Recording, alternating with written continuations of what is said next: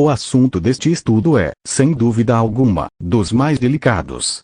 Só Deus sabe medir a dor dos lares desfeitos pelo divórcio. Os divorciados sofrem, e sofrem muito. Em casos onde há filhos, estes sofrem mais ainda. E a dor não se limita à família imediata. Quantos parentes e amigos compartilham desta dor? Talvez seja esta uma das razões porque o divórcio é um dos assuntos mais discutidos. Neste estudo, porém, não queremos gerar mais polêmica, muito menos aumentar os sofrimentos emocionais daqueles que já sofreram, e ainda sofrem intensamente. Sentimos-nos impelidos a escrever, devido à confusão que existe quanto a este assunto, especialmente entre o povo de Deus. Queremos analisar honestamente, sem interesses partidários ou pessoais, o que a palavra de Deus diz a este respeito, esperando que alguns possam ser avisados a tempo para evitar tamanho sofrimento, e que aqueles que sofrem possam encontrar alguma orientação que venha amenizar a dor desta situação calamitosa. O critério cristão divórcio foi legalizado em alguns países, enquanto que em outros não é permitido.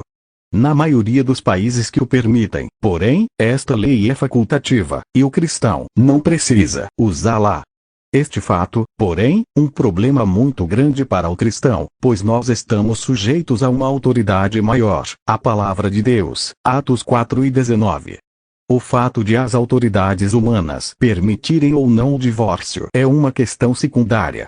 O casamento não foi desenvolvido pela sociedade. Foi instituída por Deus e, por ocasião do primeiro casamento, ele estabeleceu certos princípios que continuam em vigor até hoje. Quando Deus trouxe Eva a Adão, este disse: "Esta é agora osso dos meus ossos e carne da minha carne." Em seguida, Deus disse: "Portanto, deixará o varão seu pai e a sua mãe e apegar-se-á à sua mulher, e serão ambos uma carne." Gênesis 2 versos 23 e 24.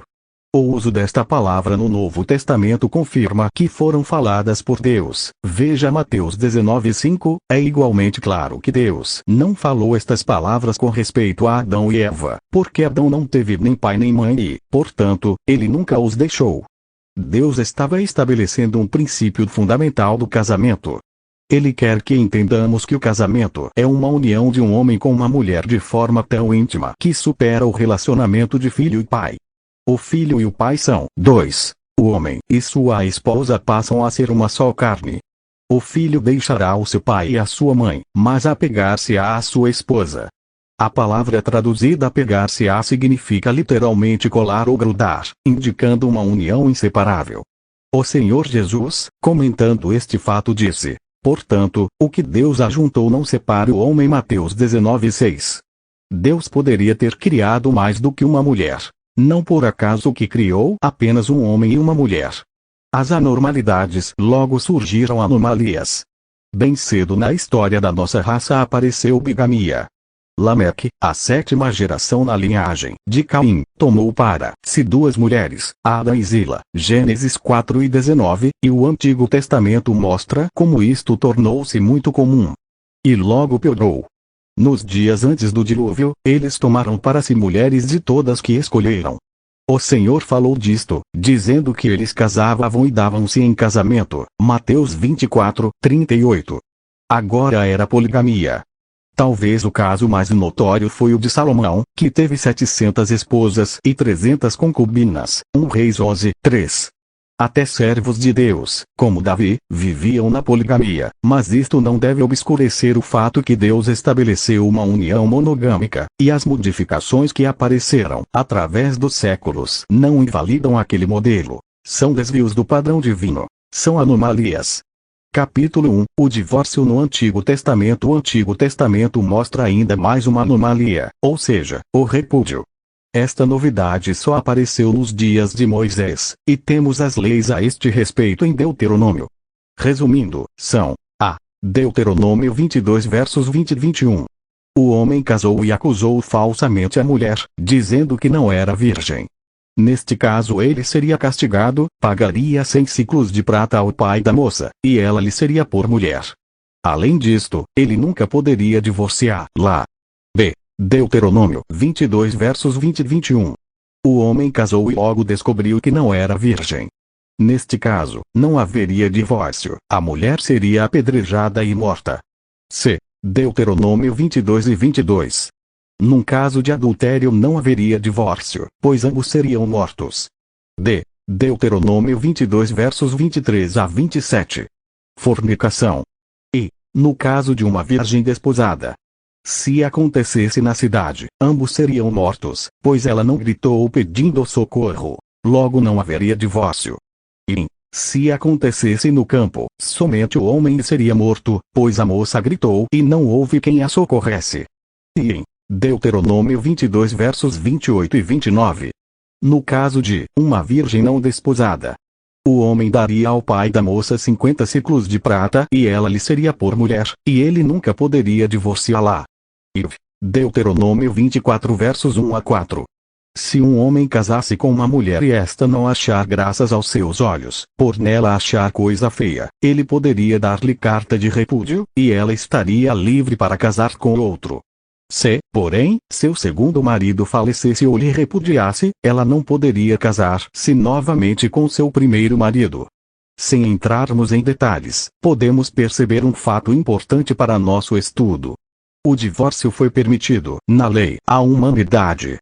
Apesar da tolerância à bigamia, da poligamia e do divórcio, o propósito de Deus para a raça humana continua sendo uma união monogâmica que só poderá ser desfeita pela morte de um dos cônjuges. Capítulo 2, o comentário do Senhor Jesus a Mateus 5 versos 31 e 32. Deixando o Antigo Testamento numa nota tão clara e enfática como a de Malaquias 2 e 16, entramos no Novo Testamento e logo nas primeiras páginas encontramos novamente esta questão de divórcio. O assunto foi levantado primeiramente pelo Senhor Jesus no bem conhecido Sermão do Monte. Ele estava explicando o verdadeiro significado de algumas leis do Antigo Testamento. Não matarás, Mateus 5:21. Não cometerás adultério, Mateus 5:17, e nos versículos 31 e 32 ele falou sobre o divórcio. Também foi dito: qualquer que deixar sua mulher, dê-lhe carta de desquite.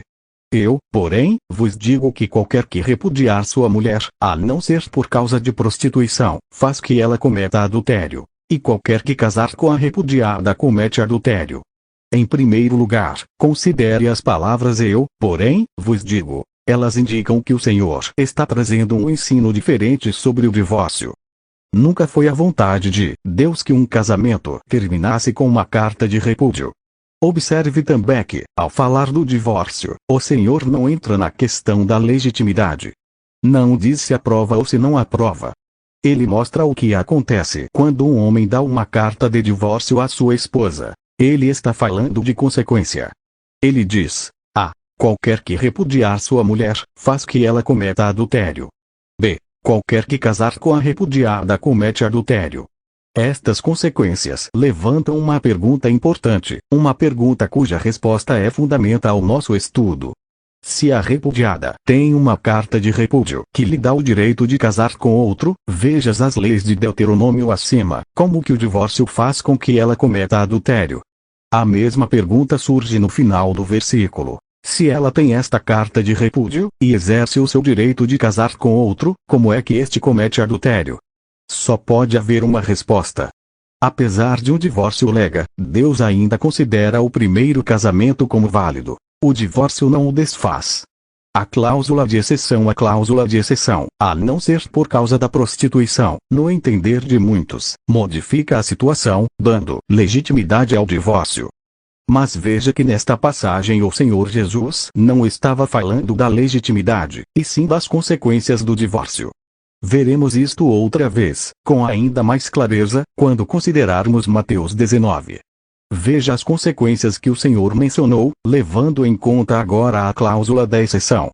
Se o divórcio foi concedido por qualquer outro motivo que não seja a prostituição, isto faz com que a repudiada cometa adultério quando casar com outro. A culpa é daquele que a repudiou, a não ser em caso de prostituição. Se o divórcio aconteceu por infidelidade sexual, ela já é adúltera. Não será o repúdio que a fará adúltera. O primeiro marido não é culpado disto. B. Mateus 19 versos 3 a 12. As perguntas dos fariseus. Os fariseus também interrogaram o Senhor sobre o divórcio, mas não com qualquer desejo de aprender. Perguntaram, tentando-o para simplificar o estudo desta passagem. Devemos notar que tudo gira em torno de duas perguntas. Os fariseus perguntaram: é lícito ao homem repudiar sua mulher por qualquer motivo? Esta pergunta é sobre a legitimidade do divórcio. E a resposta do Senhor foi clara e terminante. Ele baseou-se no propósito original de Deus. E citou as palavras que Deus falou naquela ocasião, e terminou exortando a todos: o que Deus ajuntou, não o separe o homem. Mateus 19:6. Esta resposta deixa claro que o divórcio não é lícito aos olhos de Deus, e que ninguém deve separar o que Deus ajuntou. Isto deveria ter encerrado o assunto, mas os fariseus fizeram mais uma pergunta. Então por que mandou Moisés dar-lhe carta de divórcio e repudiá-la? A razão desta permissão, note a mudança de palavra, eles disseram que Moisés mandou. O Senhor disse que Moisés permitiu, foi a dureza dos seus corações. Não foi o propósito de Deus, e, consequentemente, o Senhor lhes fala novamente do propósito de Deus. Ao princípio não foi assim. Mateus 19:8, tendo dito, em resposta à primeira pergunta, que não é lícito ao homem repudiar a sua mulher, e tendo mostrado em resposta à segunda pergunta, que a concessão mencionada por Moisés não representava uma mudança nos propósitos de Deus, ele prossegue, mostrando as consequências nefastas de tal ato. É aqui que aparece outra vez a cláusula de exceção. Como aconteceu no capítulo 5, acontece aqui também. Esta cláusula faz parte daquilo que o Senhor falou sobre as consequências do divórcio, e não aparece quando ele fala da sua legitimidade. Há, porém, uma diferença aqui.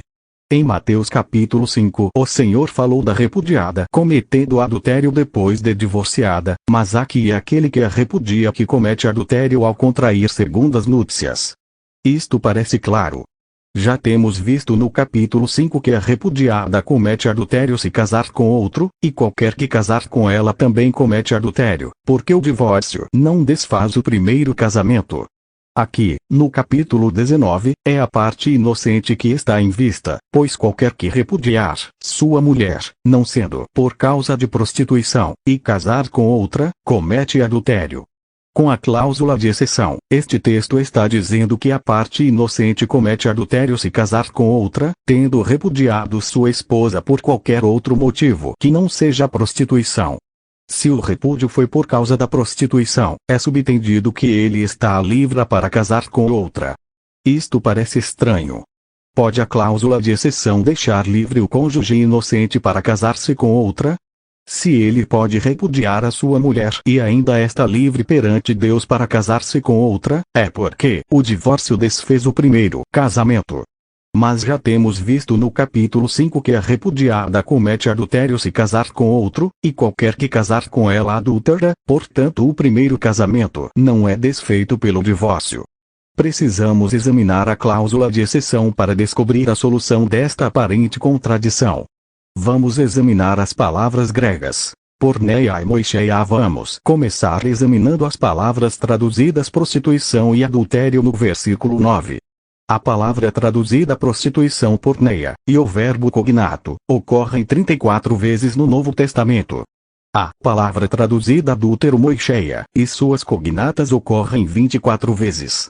Quando porneia aparece sem qualquer menção de moicheia, ela parece ter um significado bem abrangente, referindo-se a qualquer ato sexual ilícito, veja 1 Coríntios 5:1, Efésios 5:3, 1 Tessalonicenses 4:3, etc. Mas quando encontramos as duas palavras juntas no mesmo contexto, então é lógico que tem que haver uma distinção.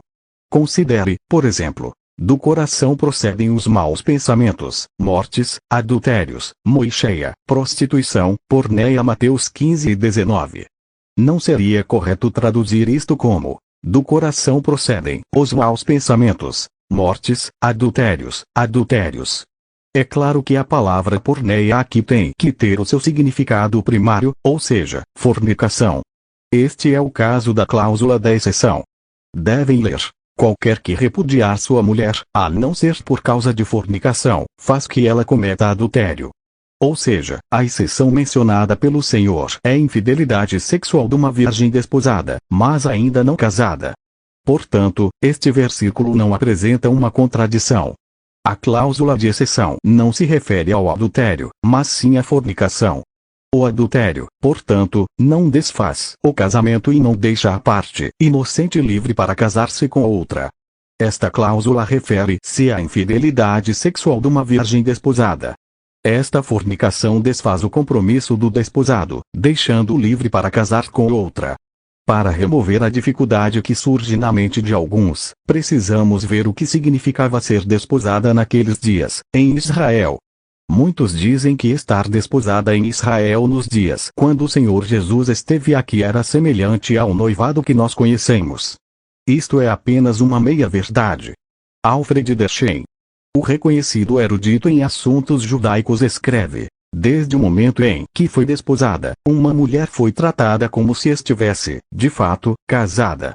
A união não podia ser desfeita, senão por meio de um divórcio normal. Infidelidade era considerada adultério. As propriedades da mulher passavam a pertencer ao seu desposado. Sketches of Jewish Social Life in the Days of Christ. Confirmando esta interpretação, notamos: a cláusula de exceção aparece somente no Evangelho segundo Mateus, escrito especialmente para os judeus. B. A cláusula de exceção faz parte da resposta que o Senhor deu aos fariseus, conservadores da tradição judaica. C. A experiência de José e Maria ilustra esta situação, e este relato aparece somente em Mateus, o mesmo evangelho que traz a cláusula de exceção. Portanto, concluímos que o ensino do Senhor Jesus não admite o divórcio e segundo casamento. C. Marcos 10 versos 11 e 12. Reforçando isto, vejamos como, após a resposta dada aos fariseus, que já examinamos, os discípulos o interrogaram em casa sobre esta questão. Para os discípulos ele disse: qualquer quis deixar sua mulher e casar com outra, adúltera contra ela. E, se a mulher deixar a seu marido e casar com outro, adúltera. Tanto o homem como a mulher que deixar seu cônjuge e casar outra vez, adúltera. Ambos mencionados aqui seriam chamados à parte inocente, mas casando com outro enquanto o primeiro cônjuge vive, comente adultério. É óbvio que, apesar de legalmente divorciados perante os homens, o primeiro casamento ainda existe aos olhos de Deus. D. Lucas 16 e verso 18. Se Marcos apresenta somente a posição da parte inocente, Lucas apresenta a posição dos dois. Qualquer quis deixar sua mulher, e casa com outra, adúltera. E aquele que casa com a repudiada pelo marido, adúltera também. Ambos, aquele que repudiou e aquela que foi repudiada, estão em adultério se casarem com outro. Capítulo 3, o ensino apostólico a Romanos 7 versos 1 a 3. Nas cartas do Novo Testamento encontramos a doutrina dos apóstolos quanto ao casamento e divórcio. Paulo disse aos romanos: a mulher que está sujeita ao marido, enquanto ele vive, está-lhe ligada pela lei. Mas, morto o marido, está livre da lei do marido.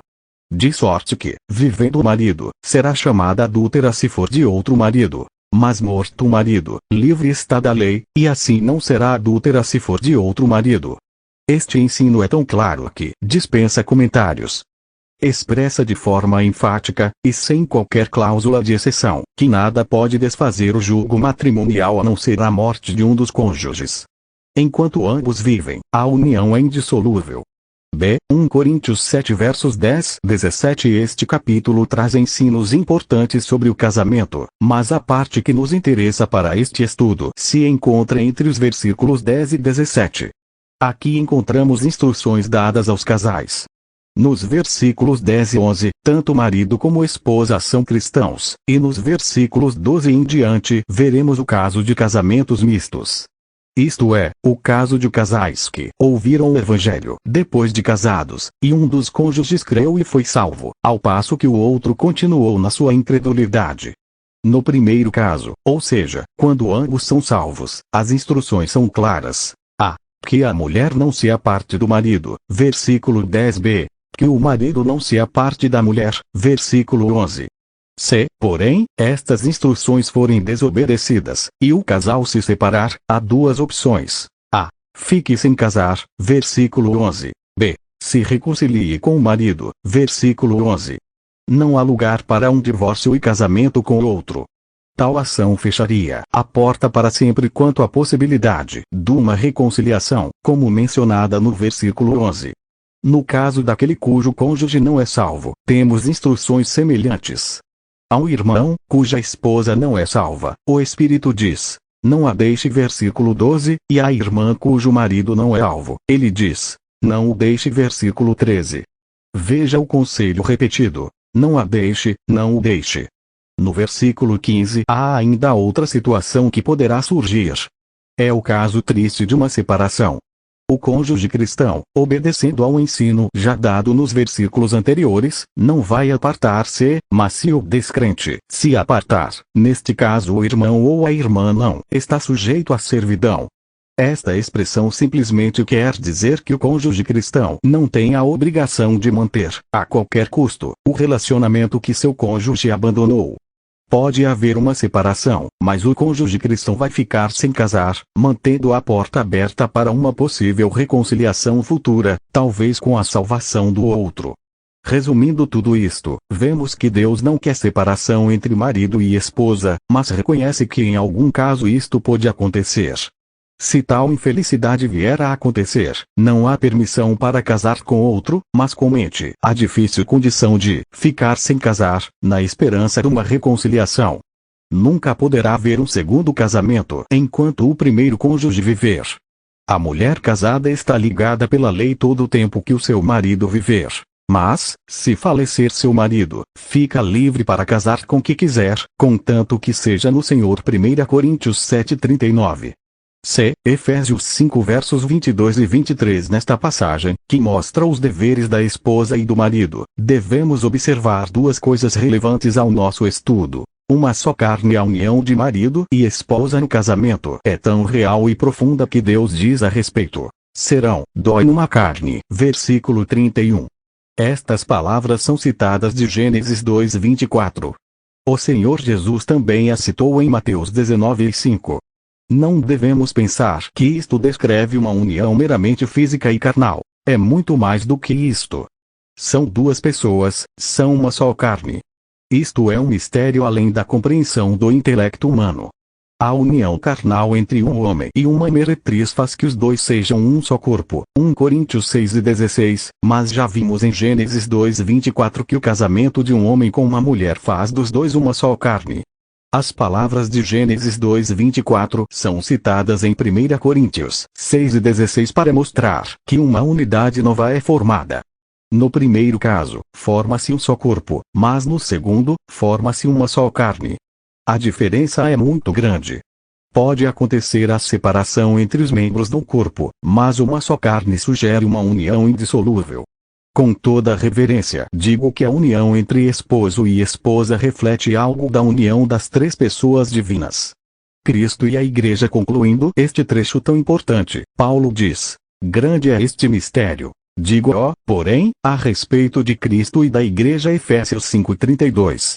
Isto reforça o que escrevemos no parágrafo anterior, e mostra que a união entre esposo e esposa é uma figura da união entre Cristo e a sua Igreja.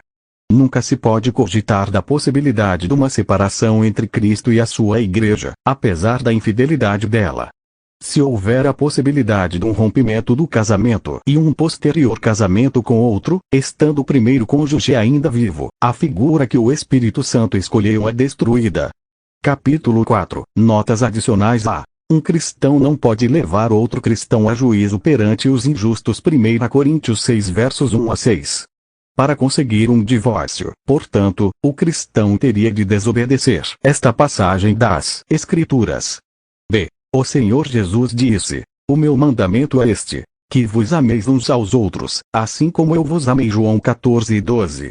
O Espírito Santo manda: sede uns para com os outros benignos, misericordiosos, perdoando-vos uns aos outros, como também Deus vos perdoou em Cristo. Efésios 4:32. O cristão teria que desobedecer estas, e muitas outras passagens semelhantes, para obter um divórcio. C. Deus aconselha: alegra-te com a mulher, singular, da tua mocidade, pelo seu amor ser atraído perpetuamente. E porque, filho meu, andarias atraído pela estranha? Provérbios 5, versos 18 a 20. Ninguém seja desleal com a mulher, singular, da sua mocidade. Porque o Senhor, Deus de Israel, diz que aborrece o repúdio. Malaquias 2 versos 15 e 16. O primeiro casamento foi constituído quando Deus apresentou Eva a Adão e este disse: esta é agora osso dos meus ossos, e carne da minha carne. Aceitando Eva como sua, nesta cerimônia formal, Adão e Eva se tornaram esposo e esposa, uma só carne. Isto está implícito na seguinte citação: e concebeu Adão a Eva, sua mulher, e ela concebeu, Gênesis 4:1.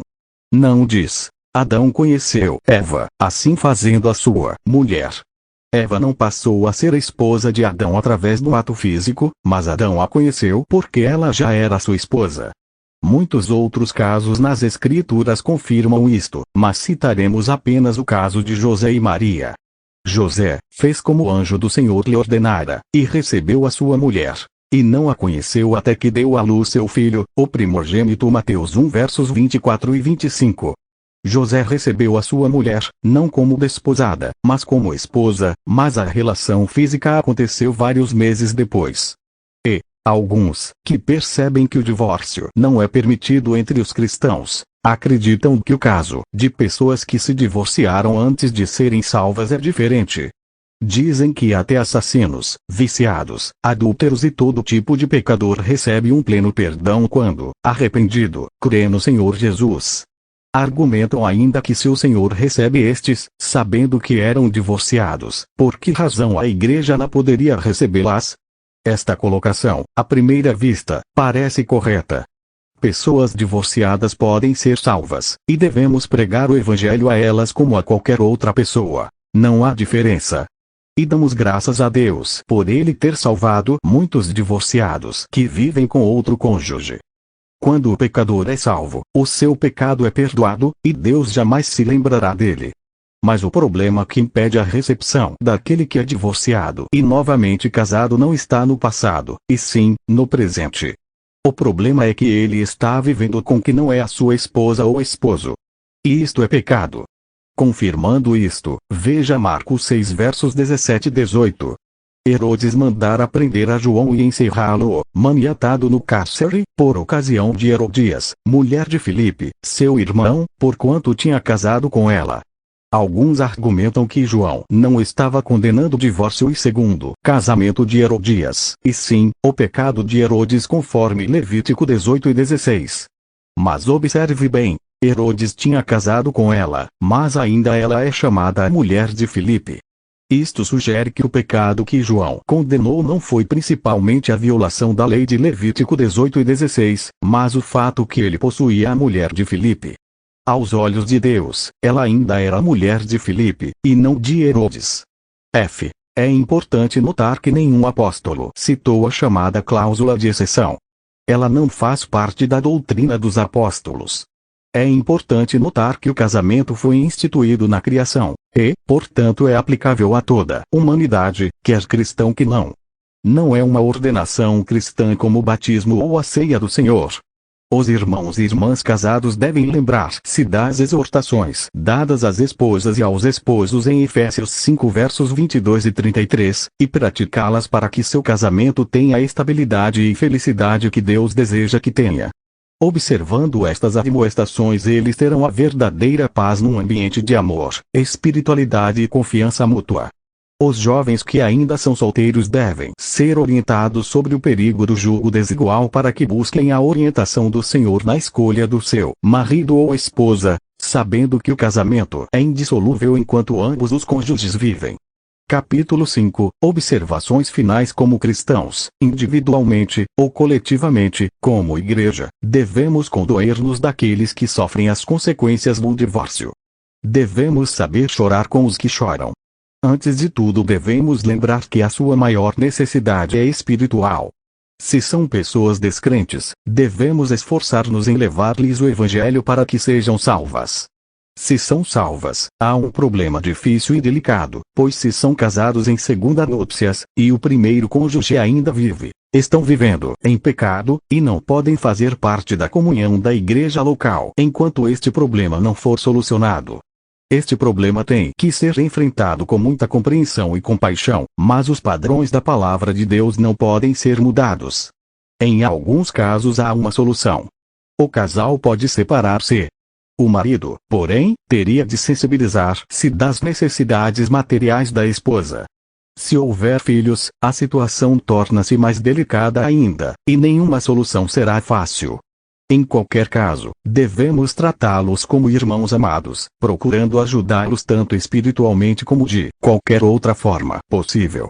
Prevenir é melhor do que remediar. Que Deus nos dê corações sábios para entendermos a sua palavra, e também corações compassivos, cheios do terno amos do nosso amado Salvador, que embora fisicamente cansado, levou a água da vida, a salvação, a uma mulher a quem teve de dizer: marido, que agora tens não é teu marido. João 4:18.